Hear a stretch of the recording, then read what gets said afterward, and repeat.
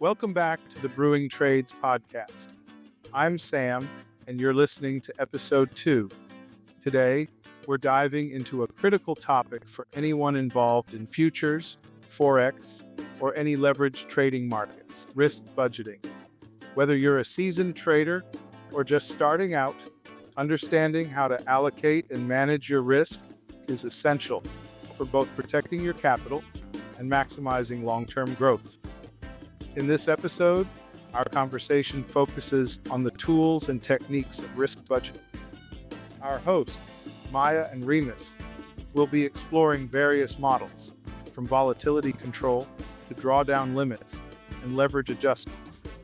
They'll break down how these strategies can keep a portfolio resilient through market ups and downs, discuss practical applications, and share insights into avoiding common pitfalls. So grab a coffee, settle in, and get ready for an in-depth conversation about managing risk and maximizing returns in the ever-evolving world of trading. Let's get started.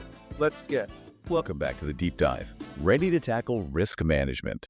Today it's futures and Forex, but with a twist. You guys have been asking for a deep dive into risk budgeting, so that's what we're serving up. You got it. We've got insights from a YouTube trading expert, a research paper that gets into the institutional investor strategies. It's going to be a good one. Sounds good to me. All right, let's dive in. Let's do it.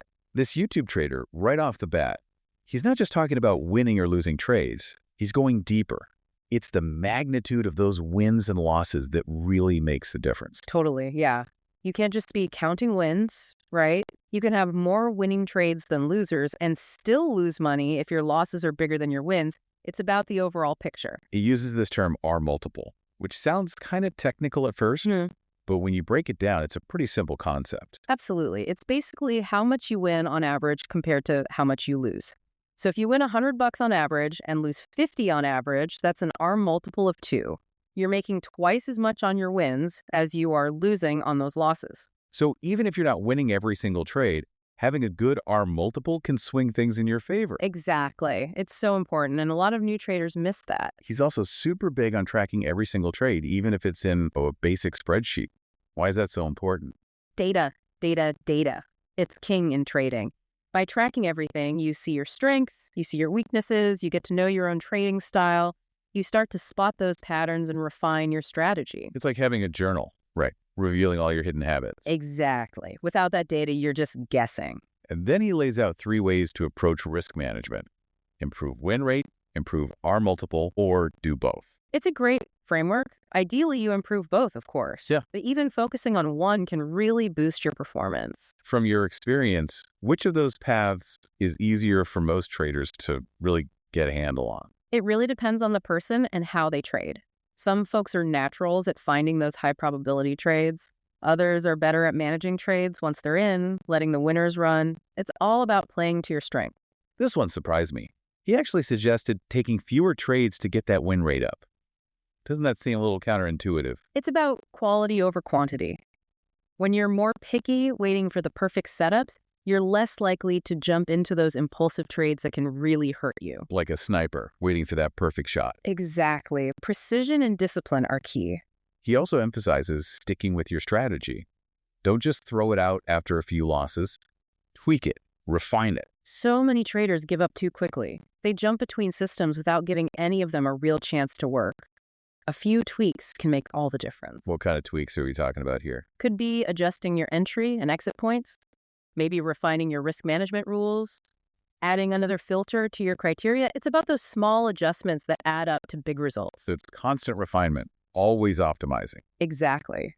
Now, he also mentioned that futures trading, it gives you a clearer picture of risk and reward compared to options. Definitely. With futures, the payoff is directly linked to the price of the asset.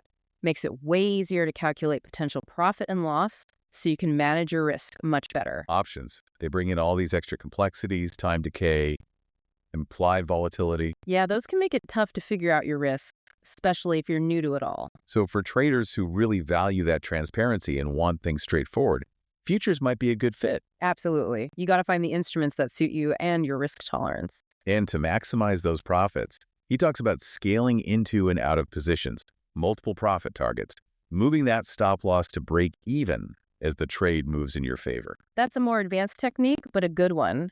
You're locking in profits while still letting those winning trades run. Striking that balance between securing profits and letting things grow. Exactly. Pros use it all the time. Okay, let's switch gears for a minute. Let's talk about this research paper. It gets into those risk budgeting models that institutional investors use. Yeah, these models can seem kind of intimidating at first glance, but they're basically frameworks for spreading your risk out strategically.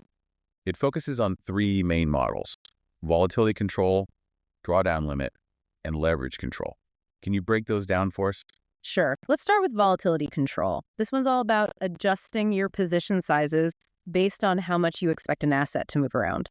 Less money on the volatile stuff, more on steadier stuff. So it's all about smoothing out the ride, balancing out that risk exposure. Exactly. It helps create a more consistent return. Then you've got the drawdown limit model. This one sounds a bit more serious. It is, in a way. It's all about setting a hard limit on how much you're willing to lose on a single trade or investment. Think of it as an emergency brake. So it's there to prevent those huge losses that could wipe you out. Right. Especially important in leverage markets like futures and Forex. And lastly, leverage control. I'm guessing this is all about managing that borrowed money. You got it. You adjust your position sizes based on how much leverage you're using. More leverage, smaller position sizes to keep that risk in check. Leverage is a powerful tool, but it can cut both ways. Definitely. You got to use it responsibly. Now, they did a bunch of simulations and back testing with these models. What do they find? All three models, the volatility control, the drawdown limit, and the leverage control, they all performed way better than not using any risk budgeting at all. So no matter which model you pick, having some form of risk budgeting is better than nothing. Absolutely. Managing your risk actively makes a huge difference. The paper also has this really cool case study. It puts these concepts into action. Oh yeah, this one's a great example. It looks at a Forex account using the drawdown limit model during a major currency devaluation. Shows you how these models work in the real world when things get chaotic. Okay, so high stakes situation. Perfect for testing out a model. What happened? It's pretty amazing. The account using that drawdown limit, it had 30% lower losses compared to a similar account that wasn't using any risk budgeting at all. 30%. That's a huge difference. Imagine what that means for your capital in the long run. Right. It shows you how important it is to have a plan in place for limiting your losses, especially when things get wild in the markets. So it's not just about protecting yourself from those crazy black swan events. It's about navigating the day-to-day ups and downs as well. Exactly. Consistent risk management helps you ride those waves and stay in the game for the long haul. It's clear from both this YouTube expert's advice and what the research paper found, there's a lot of ways to approach risk management in futures and Forex trading. And the cool thing is, you don't have to just pick one model. The research actually suggests using a hybrid approach. You take bits and pieces from different models and create your own custom risk management framework. So you could, for example, set a maximum drawdown limit as your main safety net, and then also use volatility control to fine-tune your positions based on market conditions. That's a great example. It's all about tailoring it to your needs and how much risk you're comfortable with. It's like having a toolbox full of tools for managing risk.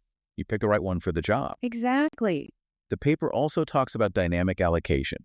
It's not just about setting your risk budget once and forgetting it. You got to adjust it regularly. That's so important. Your risk budget shouldn't be static. It needs to adapt as market conditions change and as you get more experience as a trader. So if things are super volatile, maybe you dial back the risk a bit.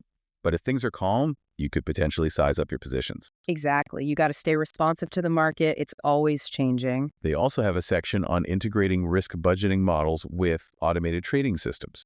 Now that's where things get really interesting. Automated systems take the emotion out of trading. They make sure you're always sticking to your risk management rules no matter what's happening in the markets. Plus, they can handle so much data in real time. You get much more precise and responsive risk adjustments. Like having a super smart trading assistant constantly watching your back. Now, it's important to remember, these risk budgeting models are powerful, but they're not perfect. You can't predict the future with 100% accuracy. And just because something worked in the past doesn't mean it's guaranteed to work again. The paper specifically mentions that those volatility-based models, they might not work as well during those crazy black swan events, those things that nobody saw coming. Right. We always have to be aware of the limitations of any model and be ready to adjust our approach if needed. Sounds like it's all about finding that balance. You rely on the data and the models, but you also stay flexible enough to adapt when the unexpected happens. Exactly. Using the models as powerful tools, but recognizing that we still need to be able to think on our feet. They also mentioned something about incorporating machine learning into these models. That sounds pretty futuristic. It's exciting, right? Imagine models that are constantly learning and evolving, adjusting their risk parameters based on the newest data and how you trade. That's like next level risk management. It's a field with so much potential. It's going to be really interesting to see how it develops. So for our listener who's ready to start using these risk budgeting ideas in their futures and Forex trading, what are the big takeaways? What should they focus on? The biggest thing, risk management is not optional. If you want to be successful in these markets in the long run, you have to manage your risk.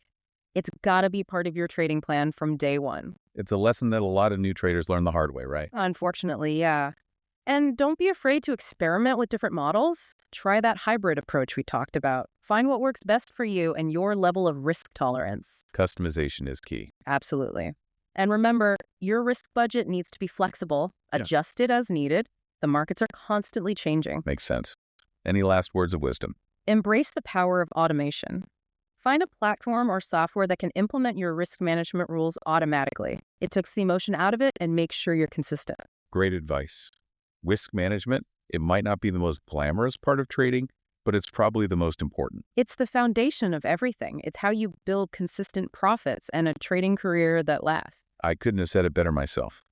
Now, there's one more thing the paper touches on, the bigger implications of risk budgeting, especially for institutions and regulators. They even talk about how it could affect policy. I know we're mainly focusing on the individual trader here, but I'm curious to hear your thoughts on this bigger picture. Yeah, it's interesting to think about how these ideas we're talking about, how they can impact the whole financial system, not just individual traders. Right. The paper argues that if more institutions like banks and hedge funds were using these risk budgeting models, it could actually make the whole system more stable. Exactly, especially in those markets where there's a lot of leverage. Imagine if everyone was managing their risk more carefully. It could potentially prevent those big meltdowns like we saw back in 2008. It makes you realize that risk management, it's not just about protecting yourself, it's about contributing to a healthier financial system overall. It all connects. Responsible risk management at every level makes a difference. Before we move on, I wanted to circle back to something we talked about earlier. The paper actually encourages traders to think about using a hybrid approach, combining elements from different risk budgeting models. Yeah, it doesn't have to be one or the other. You can pick and choose what works best for you. You create your own custom system. So you might start with a maximum drawdown limit, like we talked about, as your main safeguard. But then you could also layer in some volatility control to adjust your position sizes based on how the market is behaving. Exactly. It's all about finding the right combination of tools for the job. And they also emphasize that your risk budget, it's not something you just set once and forget about. You got to be flexible. Right. The market is always changing. You have to adjust your risk budget as those conditions change and as you learn and grow as a trader. So you're constantly evaluating, making adjustments, staying on top of things. Exactly. It's an ongoing process. They also have a whole section on using automation to manage risk. Yeah, that's super powerful. With automated systems, you're not letting emotions get in the way. You're sticking to your rules no matter what. And they can handle so much more data, which means you can fine-tune those risk adjustments in real time. It's like having a co-pilot who's always looking out for you. Now, it's important to acknowledge that these risk budgeting models, as cool as they are, they're not perfect. Of course not. No model can predict the future perfectly. And the paper points out that some models, especially those based on volatility, they might struggle when you have those really unexpected events, those black swans that nobody saw coming. That's right. You have to be aware of the limitations and be ready to adapt if things don't go as planned. So it's about having the right tools, but also having the flexibility to think for yourself and make adjustments when necessary. Exactly. It's a balance between using the data and using your own judgment. One thing that really caught my eye, the paper suggests that in the future, we might see machine learning being integrated into these risk budgeting models. Oh, yeah, that's a fascinating idea. Imagine models that are constantly learning and evolving, getting smarter all the time. That's like risk management on autopilot. It's definitely an area to watch. There's a lot of potential there. So for our listeners who are ready to take action and start implementing these ideas in their own trading, what are the key things they should focus on? First and foremost, make risk management a non-negotiable part of your trading. It's not an afterthought. It's the foundation of everything. And I think a lot of new traders, They learn that the hard way. Yeah, it's a common mistake. And don't be afraid to experiment. Try different models. Try that hybrid approach. Find what works best for you. Customize it to fit your needs. Exactly. And remember, be flexible. Adjust your risk budget as the market changes. Makes sense. Any other advice? Yeah, embrace automation. Use the technology that's available to help you stay consistent and take the emotion out of it. Great advice. Risk management. It might not be the most exciting part of trading, but it's definitely one of the most important. It's how you build a sustainable career as a trader. Absolutely. Now, there's one more thing I wanted to touch on. The paper talks about how risk budgeting has implications beyond just individual traders. It talks about institutions, regulators, and even the potential impact on policy. I'm curious to get your take on that bigger picture. Yeah, it's a pretty big idea. The paper basically argues that if more of those big institutions like banks and hedge funds were using these sophisticated risk budgeting models, the whole financial system could actually become more stable. So kind of like a ripple effect. Right, exactly. Yeah. Because when those institutions manage their risk effectively, it has a knock-on effect throughout the entire system, especially in those leveraged markets where things can move really fast. Makes sense. It's like if the big players are playing it safe, it creates a safer environment for everyone else. Exactly. And it could potentially help prevent those massive financial crises that can really shake things up. We've seen how that can happen for sure. Right. It's a reminder that risk management is not just about protecting yourself. It's also about contributing to the overall health of the financial system. It's kind of like a shared responsibility. Exactly. We all have a role to play. Before we wrap up, I wanted to touch on one more interesting idea from the paper. It mentions expanding these risk budgeting approaches beyond just futures and Forex. They talk about using them for other assets too, like commodities, equities, even cryptocurrencies. That's a cool idea, right? Taking those core principles of risk management and applying them to basically any type of investment. So instead of having different approaches for different asset classes, you could have one overarching framework for managing risk across your entire portfolio. It would be interesting to see how those models perform in those different markets, each with their own unique risks and characteristics. It's a pretty big idea, but it shows how versatile these risk budgeting models can be. It's not just about specific markets. It's about a whole new way of thinking about risk. It's a challenge to researchers and traders to really explore those possibilities, to see how we can use these ideas to create a more resilient and stable financial future. Well, I think we've covered a lot of ground today. From those practical tips from the YouTube trader to those sophisticated models used by institutions and even those broader policy implications. Hopefully our listeners are feeling inspired to take their risk management to a whole new level. Absolutely. And remember, you don't have to become an expert overnight. Just start by incorporating some of these key principles into your trading plan. Exactly. Start small, stay consistent, and always prioritize protecting your capital. So as you continue on your trading journey, think about this. If you could consistently limit your losses, but still let those winning trades run, what kind of impact could that have on your results? It's a question worth pondering. That's the real power of risk budgeting. It's not just about avoiding losses. It's about creating a system that gives you the confidence to trade, knowing you're prepared for whatever the market throws at you. I love that. Great note to end on. Thanks for joining us on this deep dive into the fascinating world of risk budgeting. It's been a pleasure. Until next time, happy trading. And remember, manage your risk and let those profits run. And that brings us to the end of today's episode of the Brewing Trades Podcast. I hope you found this conversation on risk budgeting both insightful and practical. We covered a lot of ground, from volatility control to drawdown limits and leverage management, essential tools for anyone looking to trade smarter, not harder. As always, remember that trading is about discipline and planning, and risk budgeting can be the backbone of a successful strategy. Whether you're protecting against drawdowns or aiming for consistent returns, taking the time to plan your approach can make all the difference. If you enjoyed today's discussion, make sure to subscribe and leave a review. And if there's a specific topic you'd like us to cover in future episodes, feel free to reach out. Thanks for joining us, and until next time, trade wisely, stay curious, and keep brewing those trades.